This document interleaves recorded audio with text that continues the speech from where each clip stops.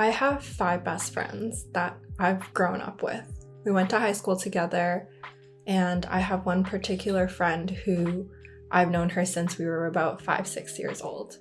And for the rest of my life, I've met some people through work and just from mutual friends, but none of which I've kept a special bond with these 5 girls. When I was in high school, I always thought that having only 5 friends was a bad thing, and I felt like a loser. And it wasn't until I would say in my mid-20s, that I started to realize that these 5 friends are all I need, and they're so special to me. Okay, now before you go and throw open your mouth a little bit, the reason why I wanted to make this video today was because I guess throughout all my interactions that I've had with new friends that I've made, I realized that it's actually pretty rare for people to have kept friends for such a long time. That's when I realized that there were a lot of key things that made us stay friends for such a long time. And like I said, I've made friends along the way. There was some people I had falling out with, and just some toxic people that I ended up cutting out of my life. Sometimes I would talk to new people, and a lot of the new best friends that they made were maybe through work or through school. A lot of the times I realized that people even had bridesmaids that they'd only met 2 or 3 years ago, which I always found very surprising. Not that there's anything wrong with it, but I always thought that it was, I guess, very normal for you to have friends for such a long time. I always thought it was normal to have a best friend that you've known since you were 6 years old. And it really wasn't until I started to meet more people and I started hearing their stories that I realized that I really do have a unique group of friends. And I wanted to share with you my experience and why I think that we really built such a successful relationship in our friendship. So today I wanted to share with you what I think is the best ways to build a strong foundation in your friendship. We hear too much tips about relationships and love and all that, and I don't think we talk enough about actual friendships. I'm not sure why they don't seem to be a very big focus, and people always want to hear about dating tips and all that, but I think we need to hear a little bit more about friendship tips. So I think the reasons why we are able to build a strong foundation for our friendship is for a few reasons. The first one being trust. We absolutely trust each other. And I know it sounds like a no-brainer, but sometimes with our relationships, we say we trust that person with things like maybe we'll trust them with taking care of our dog or taking care of our kids. But there are a lot of things that we often don't think about, like will we trust them with hanging out with other people without having the fear that they're going to abandon us? Or do we trust them with, being busy for 3-4 months and not coming in contact with us, and still trusting them that they're still thinking of us, but maybe they're dealing with something that they're uncomfortable with sharing right now? All of those things, I think, falls into the category of trust, which I feel like sometimes we might not think about enough. And so when you ask, do you trust your friend? Of course, you'll think, definitely, I trust my friend, but you're thinking about all those surface level things. And when it comes to really that trust of whether or not they're going to stay, I feel like that's something people don't really think much about to really determine whether or not they actually trust their friend. And next is that your friend is real with you. I find that there's a lot of friendships where they're supportive, which is great, but they don't really go into the details to tell them, what are the real consequences behind the choices that they make. When you're friends with somebody and you really get to that close relationship with them, they need to be real with you with the decisions that you make. But what I mean is that if you were to go to them for advice, you have to be supportive, but at the same time, you have to be real with them. So, if they're in like a bad relationship, they're in a toxic relationship,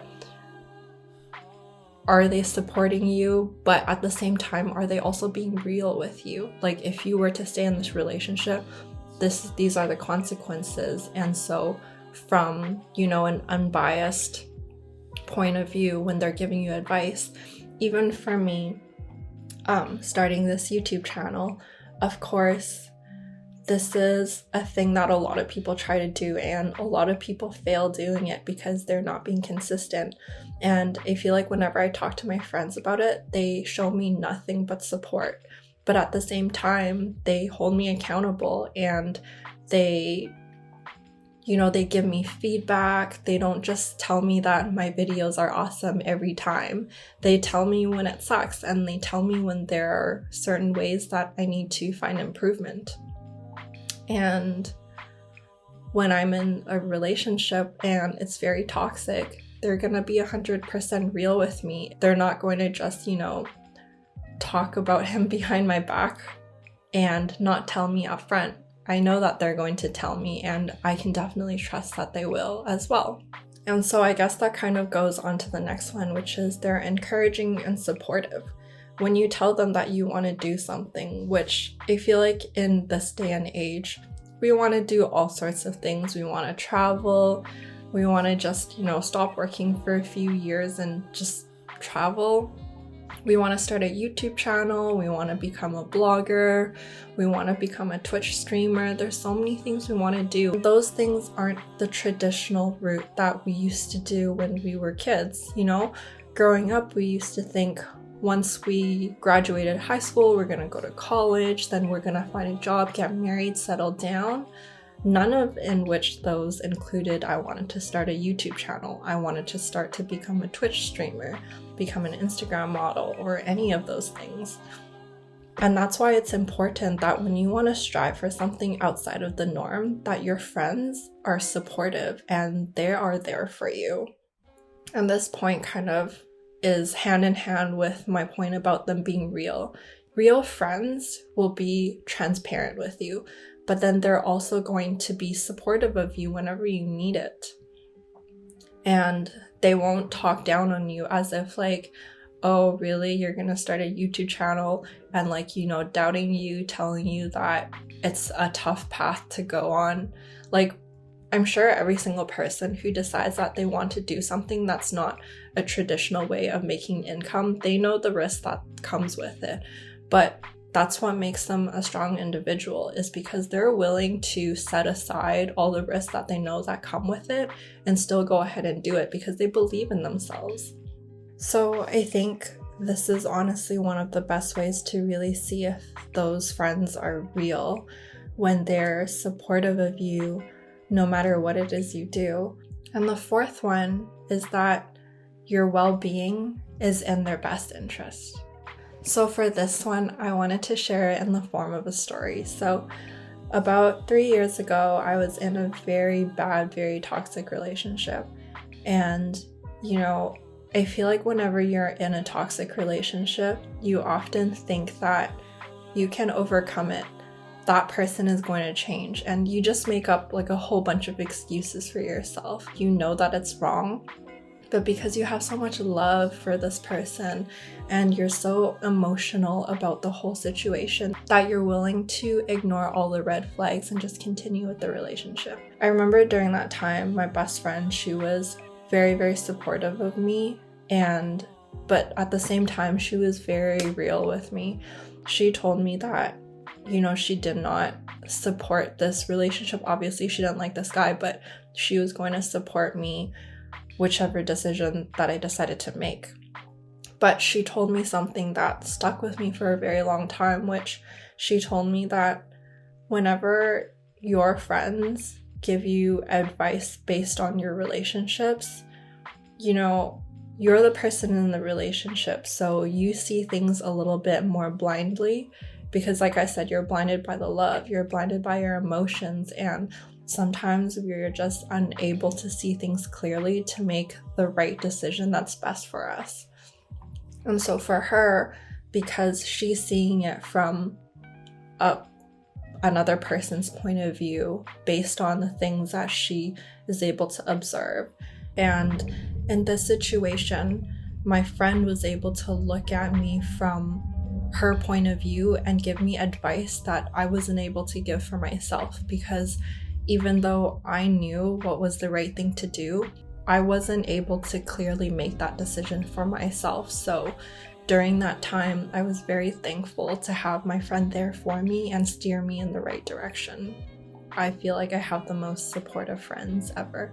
No matter what crazy of a thing I want to do next, whether I wanted to start a blog and start my YouTube channel or anything, they're always so happy for me to start and so happy to give me, the proper constructive feedback and let me know when I'm off track. And I feel like that's what really builds our really strong foundation for our friendship. But let me know what you think.